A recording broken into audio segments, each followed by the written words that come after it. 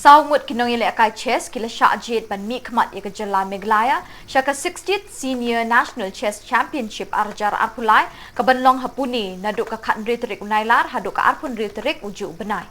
Kini Ngut Nongialehkai chess kilong Amit Saraf Silkan te sangma Barbit sangma bat Ben Singh ji Mumin.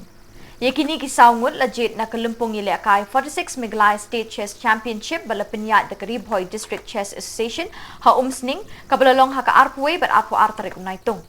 La penwa yakini kalumpong do Reverend David Jamil kumukongsan ha ka jingadon ringkat uba KM Wajri President ka Meghalaya Chess Association uba Frankie Nongrum President ka RBDCA bat kiwe kiriurang ba ban ai min sim yikinong penyat.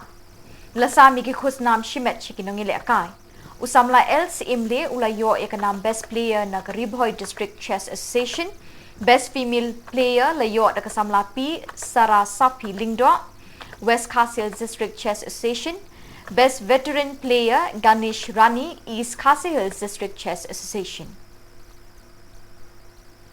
Penekong sukmen babat ayo ben sing bang pagkon benda Jied ka jong 46 Meghalaya State A Championship balani lampai championship in Jied sangut ke ben khmat ka state jong di national level bat ka ba kuma ban dan sisen kuma ba sisen ba kuma RBDCA dengan jong tmu ba pendong ya chess kamaro krishna but untuk hati school pun tip bang Shah bang elect ikan chess school.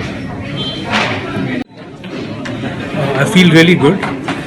I've been trying for many years to be a state player, and by God's grace, finally I made it.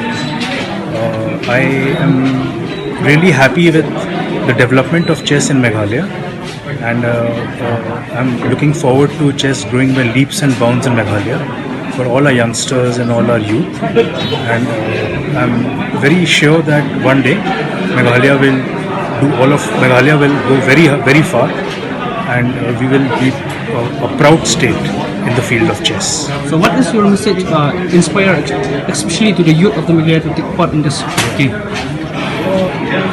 Apart from the fact that chess has many benefits, I would say that chess is your companion. It will always be with you all your life. And with chess, not only will you improve in many dimensions of your life, and it will teach you most importantly humility, because we must remember that at the end of the game, the king and the pawn go back into the same box. And that is my message to everybody: humility.